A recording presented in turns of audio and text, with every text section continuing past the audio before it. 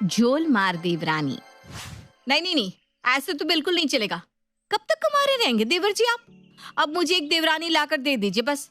पूरा घर मुझे अकेले से नहीं संभाला जाता। हाँ, जैसे कि देवरानी आकर घर के कामों में आपका हाथ बटाई देगी, है ना?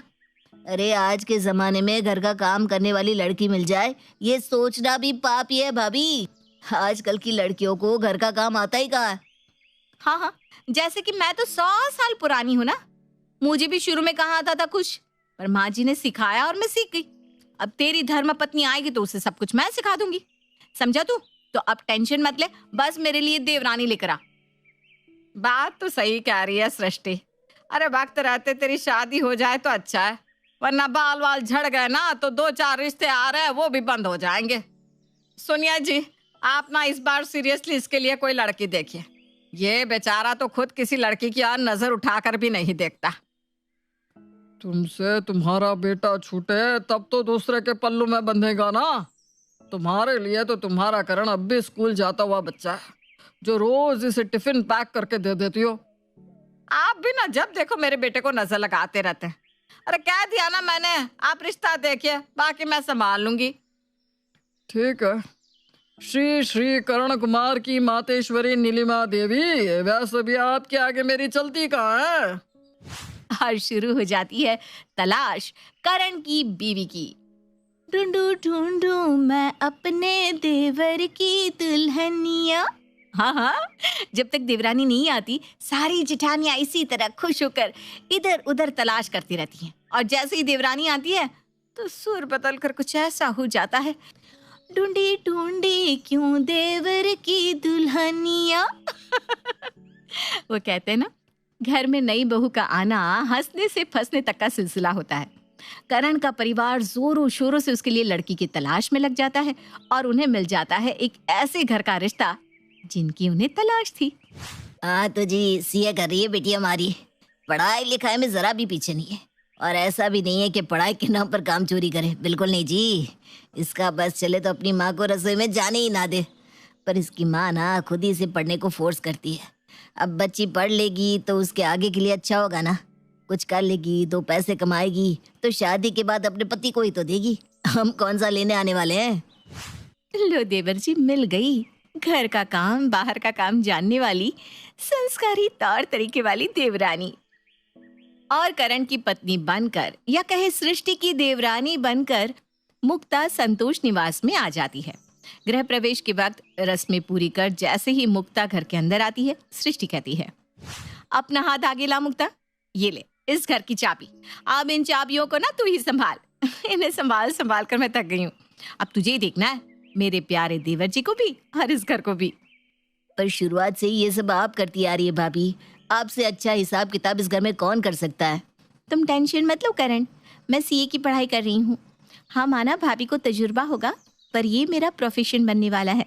इसी बहाने मेरी प्रैक्टिस भी होती रहेगी और एक के हाथ पे घर का खाता रहेगा तो पैसों की बचत तो होनी है, और वो बचत के पैसे हमारे ही तो काम आएंगे, है कि नहीं भाभी?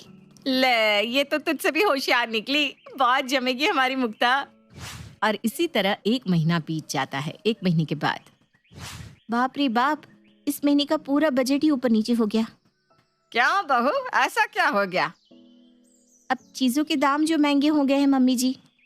जिस चीज की जरूरत है वो तो लानी ही पड़ेगी ना, पर एक्स्ट्रा चीजों का यूज जरा कम करना होगा।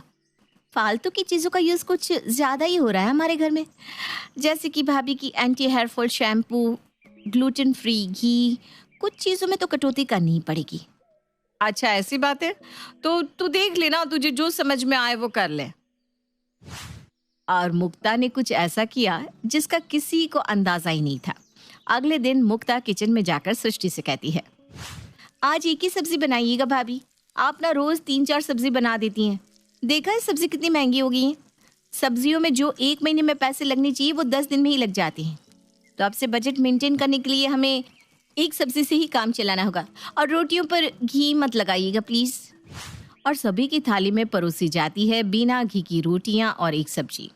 जहां संतोष निवास में 3-4 सब्जी जब तक प्लेट में ना परोसी जाए कोई खाने की और देखा भी नहीं करता था, वहां पहली बार अपनी थाली में एक सब्जी और सूखी रोटियां देखकर संतोष कहता है, ये सब क्या है?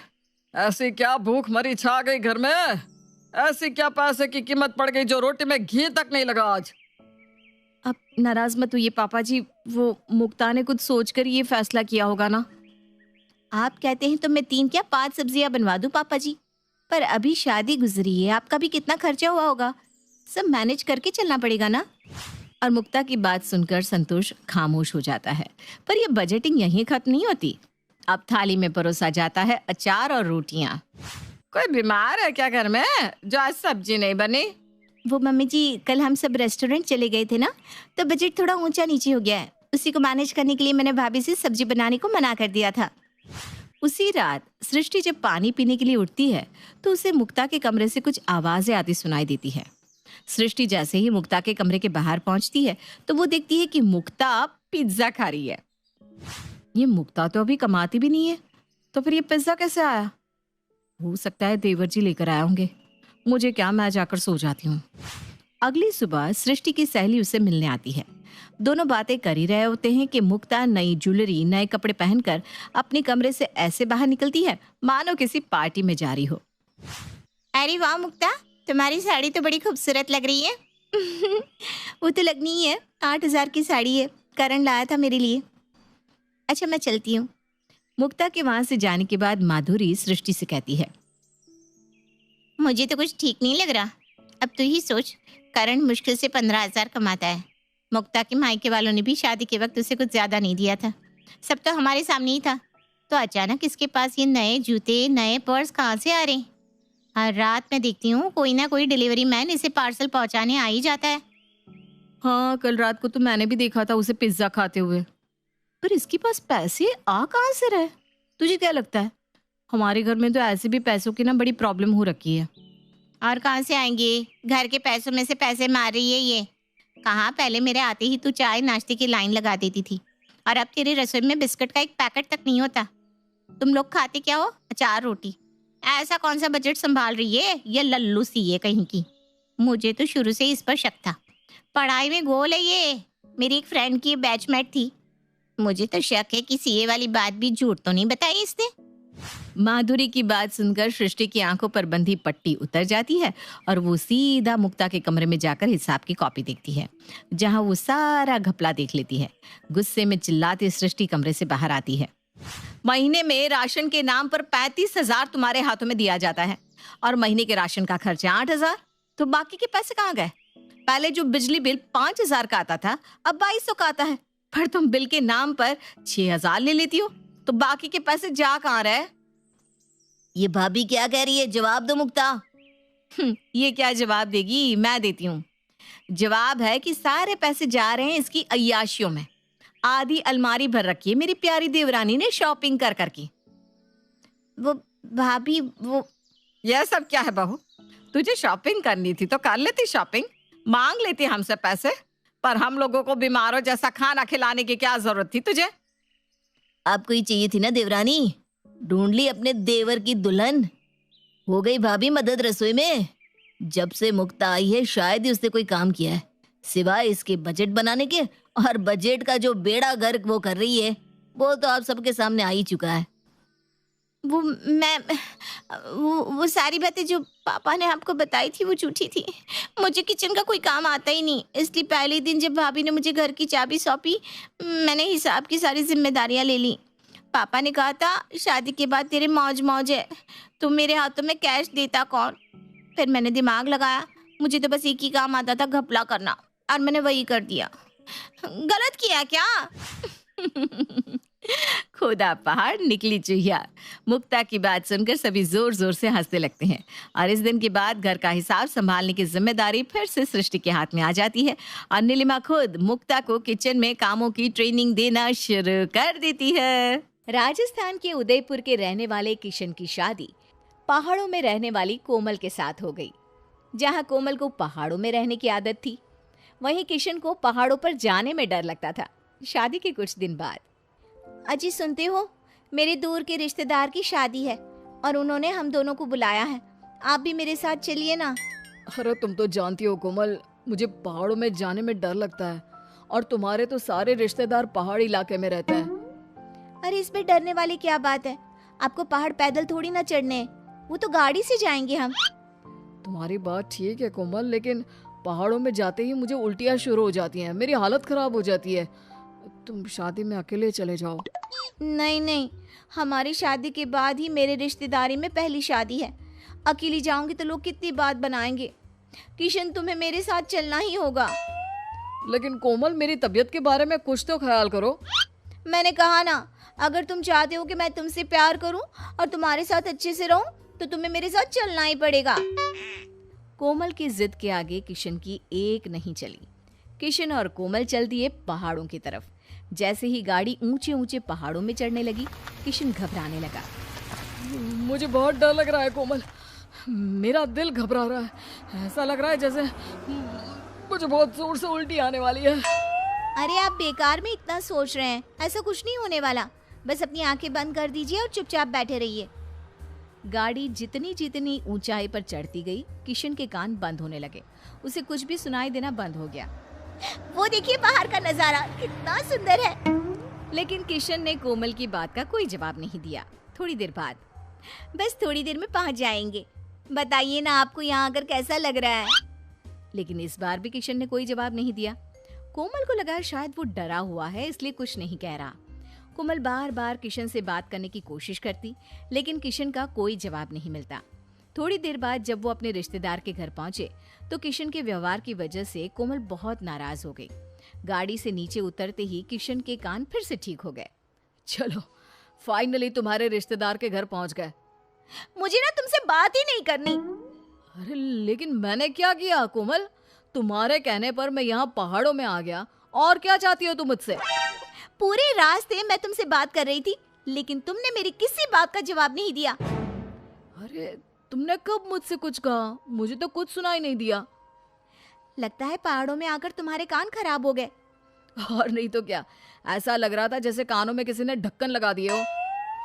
अगले दिन किशन और कोमल अपने रिश्तेदारों के साथ खाना खाने बैठ गए। किशन ने देखा कि कोमल के सारे रिश्तेदार हाथ से खाना खा रहे थे, और कोमल भी। अरे कोमल, क्या तुम्हारे यहाँ चम्मच नहीं है? क्यों? ऐसा क्यों कह रहे हो? देखो तो, तुम और तुम्हारे रिश्तेदार किस कदर हाथ से खाना खा रहे हैं। मुझे तो देख देख कर ही उल्टी आ रही है। तुम्हारे पास कोई काम नहीं है क्या? जब देखो तुम्हें उल्टी आती रहती है। कभी सीधी भी आती है क्या? ऐसे कोई मजाक करता है क्या? सारे हाथ खाने में गंदे किए हुए हैं और बातें बना रही हो। इसे गंदा करना नहीं कहते। हमारे यहाँ पहाड़ों में इसी तरह लोग खाना खाते हैं। तुमको नहीं पसंद तो तुम आंखें बंद कर लो, नहीं तो उल्टी कर लो। कोमल की बात सुनकर किशन समझ गया था कि अपनी बीवी से लड़ाई करने का कोई फायदा नहीं है, क्योंकि वो अपने रिश्तेदारों के पास थी। अगले दिन कोमल अपने कुछ रिश्तेदारों के साथ किशन को पहाड़ों में घुमाने ले जाती है। कोमल और उसके परिवार वाले लोगों को पहाड़ों पर चलने की आदत थी। वो जल्दी जल्दी दौड़ दौड़ कर पहाड़ों पर चलते हैं। वहीं किशन की हालत खराब हो जाती है। अरे तुम लड़की हो या बिल्ली, ऐसे दौड़ दौड़ कर पहाड़ों पर चल रही हो? और तुम आदमी हो या चूहा, तुमसे इतना पहाड़ भी नहीं चढ़ा जा रहा। ये तो वही कहावत हो गई, खुदा पहाड़ निकला चूहा। हे भगवान, कैसी बीवी मिली है, बात बात पर मेरी खिल्ली उड़ाती है। और तुम अपने बारे में कुछ नहीं कहोगी? तुम्हें बात बात पर उल्टी आती है, उसका क्या? कुछ दिनों के बाद कोमल और किशन वापस अपने घर लौट आते हैं। लेकिन थोड़े ही दिनों बाद कोमल के रिश्तेदार उससे मिलने के लिए जयपुर आते हैं। कोमल और किशन का घर ऐसे इलाके में था जहाँ पर घर काफी पास पास बने हुए थे। कोमल के रिश्तेदार जैसे ही उनके घर आते हैं, वो छतों पर दौड़ दौड़ कर ऐसे भागते हैं जैसे वो पहाड़ों पर चल रहे थे। अरे किशन भैया, ये कौन लोग आए हैं आपके घर? हमारी छतों पर दिन भर ऐसे भागते हैं जैसे ये छत नहीं माउंट एवरेस्ट हो। अरे क्या बताऊं, मेरी बीवी के रिश्तेदार हैं, पहाड़ों से आए हैं और पहाड़ी हरकतें करते रहते हैं। मैं तो समझा समझा कर थक गया हूं। जैसे तैसे किशन अपने रिश्तेदारों को वापस भेज देता है।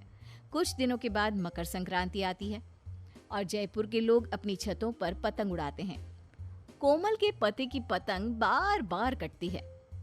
ये क्या है? आप अपनी पतंग भी नहीं बचा सकते? तो तुम बचा कर दिखा दो ना। तुम मुझे जानते नहीं, पहाड़ों की रानी हूँ मैं। एक से दूसरी छत पर छलांग लगाकर लपक कर तुम्हारी पतंग लेकर आऊंगी। और उसके बाद कोमल छत पर भाग भाग कर दूसरी छत पर जाकर पतंग लूट लूट कर ले आती है। अरे किशन भैया, आपकी बीवी है या बिल्ली? छतों पर ऐसे भाग रही है जैसे पीटी उषा मैदान में दौड़ लगाती है। ना ये बिल्ली है ना पीता, ये तो पहाड़ों की रानी है, पहाड़ों की रानी। पहाड़ी बीवी मिली है मुझे, कुछ तो काम करेगी ना।